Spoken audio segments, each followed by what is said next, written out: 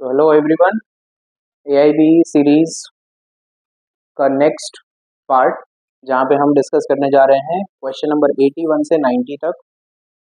Late me remind you that we had started from question number 1 and finished the journey till question number 80. Now we are starting with question number 81 to 90.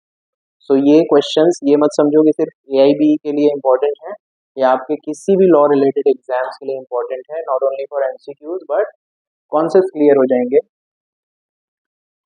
Legal GK improve हो जाएगा और AIB के लिए तो बहुत important है. Main मकसद इन questions का AIB के लिए. So let's start. AIB के एग्जाम जो होंगे open book bare act allowed है आपको रेफर करना. तो इसलिए वो क्वेश्चंस फिल्टर करके लाया हूँ मैं जो आपको बेयर एक्ट में नहीं मिलेंगे, जैसे केस लॉ बेस्ड या कुछ ऐसे क्वेश्चन जो मैं मेरे हिसाब से फिल्टर करके आया हूँ. Let's start.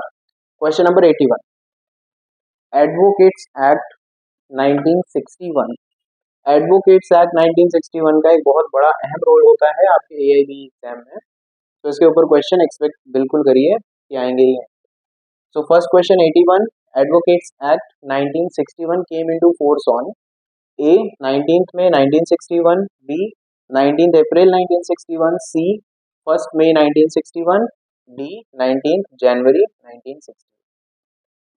जो इस तरह के क्वेश्चंस होते हैं ना, वो मैं तो याद करने का मेरा ट्रिक ऐसा है कि अगर उस डेट के आसपास या सेम डेट में कोई हमारे फ्रेंड्स रिलेटिव का बर्थडे या एनिवर्सरी वगैरह है तो उससे मैं रिकॉल कर लेता हूँ. ऐसा अगर आपका भी होता है तो आप रिकॉल कर लीजिए. जिन्होंने पढ़ा होगा उनको क्लिक हो गया होगा answer that it is 19th May 1961.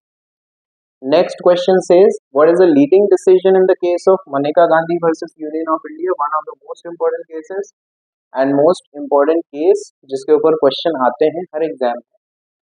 Option दिया है A right of hearing, B freedom of speech, C delegated legislation and D rule of evidence. So जिनका प्रिपेयर होगा उनको आंसर पता चल गया होगा. अगर नहीं प्रिपेयर हैं तो अब देखिए, Maneka Gandhi versus Union of India बहुत इंटरेस्टिंग केस था. उस पर leading decision right to hearing को लेके हुआ था. नेक्स्ट क्वेश्चन आता है, the Indian Evidence Act 1872 came into force on. चार डेट, अगेन डेट वाला क्वेश्चन. 6 अक्टूबर 1860, बी 15 मार्च 1874, सी 1 सितंबर 1872 एंड डी 1 अगस्त 1876. सो इसकी जिसको जानकारी होगी आंसर आ गया होगा, नहीं आया तो ये याद रखो, ये हमारे टीचर का बर्थडे था तो इसलिए ये डेट मुझे याद रखो. ठीक है. Then next 84, provision for settlement of dispute outside the court. Out of court settlement सुना होगा ना, CPC में इसका एक सेक्शन दिया हुआ है कि आउट ऑफ कोर्ट सेटलमेंट का प्रोसीजर प्रोविजन कहाँ दिया हुआ है. A section 89, B section 151, C section 151A and D 151B. So जो प्रिपेयर होंगे उनको क्लिक हो गया होगा answer, it's section 89. Coming to the next question, question number 85, the famous pronouncement of Delhi High Court regarding very important case, constitutional validity of section 377 IPC. It was reversed by Supreme Court in A Nas Foundation versus Union of India, B Nas Foundation versus Government of NCT of Delhi, C Shabnam Hashmi versus Union of India and D Suresh Kumar Kaushal versus Nas Foundation. बहुत important landmark judgement था and बहुत important case भी है. जिनको मालूम होगा उनके लिए आंसर है बी, जिन्हें नहीं मालूम है अब याद रखो कि constitutional validity of section 377 IPC जो जिसके ऊपर दिल्ली हाई कोर्ट ने फैसला दिया था, सवाल ध्यान से पढ़ना, उस फैसले को रिवर्स किया था सुप्रीम कोर्ट ने. किस केस में, ये है सवाल. तो बहुत ध्यान से सवाल को पढ़ो क्योंकि कभी कभी गलतियां हो जाती हैं अगर हम सवाल अच्छे से नहीं पढ़ते हैं या ऑप्शंस अच्छे से नहीं पढ़ते. Next question very important, CPC में constructive res judicata is contained in. अब रीज जुडिकेटा सेक्शन 11 का है, this is sorted, but constructive res judicata किस एक्सप्लेनेशन में दिया हुआ है ये सवाल कर रहा है. First A option is explanation 3rd, B option is explanation 6th, C option is explanation 7th and D option is explanation 4.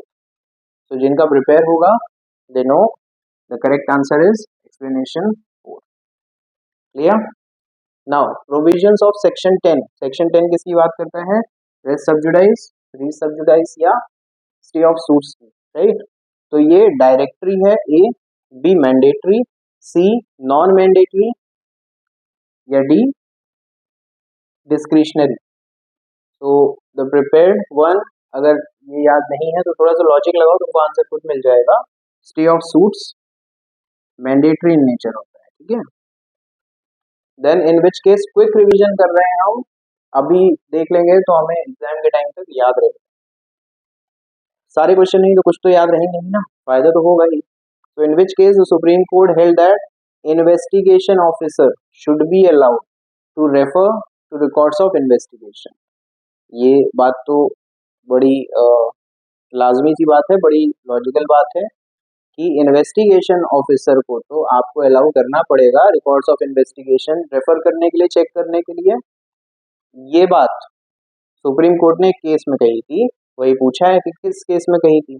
Option दिए हैं state of Karnataka versus Yerappa Reddy, B Mohammad Khalid versus state of Bengal, C Baburam versus state of UP and D state of Rajasthan versus Om Prakash. कभी भी अगर ये चीज आपने video के through या लेक्चर के दौरान कॉलेज में क्लासेस में या कहीं बुक में पढ़ा होगा तो क्लिक हो जाएगा आंसर. अगर नहीं हो रहा है तो अब याद रखना state of Karnataka versus Yerappa Reddy में ये बात कही गई. नेक्स्ट बहुत इंपॉर्टेंट क्वेश्चन, और गलतियां हो जाती हैं इस क्वेश्चन में अक्सर. पूछ रहा है साइबर क्राइम. साइबर क्राइम का नेचर पूछ रहा है. Cyber crime is dash and nature. A option है टेंजिबल, बी ऑप्शन है इनटेंजिबल, सी ऑप्शन है डिफाइंड एंड डी ऑप्शन है नन ऑफ द अबव. सो ये भी लॉजिक थोड़ा सा लगाओगे तो पता चल जाएगा. Cyber crime is intangible. Yeah. Now comes last question of this episode. In which case Supreme Court first of all made an attempt to look into the question. लंबे क्वेश्चन आते हैं ना तो पढ़ो, पार्ट्स में डिवाइड करके पढ़ो और तब तक पढ़ो जब तक समझ में नहीं आए क्वेश्चन भी और ऑप्शंस भी, नहीं तो अटेम्प्ट गलत हो जाएगा. So in which case Supreme Court first of all made an attempt to look into the question regarding the extension to the right of life, to the right to health and other hygienic condition. किस case में supreme court ने सबसे पहल की थी? to made an attempt to look into the question regarding the extension. ये है just question. Extension to the right to life, to the right to health and other hygienic conditions. पहला है rural litigation and entitlement Kendra versus state of Uttar Pradesh. B option बोल रहा है MC Mehta versus Union of India. C option बोल रहा है वसंत कु Vikas versus state of Karnataka and D option बोल रहा है FK Hussain versus Union of India.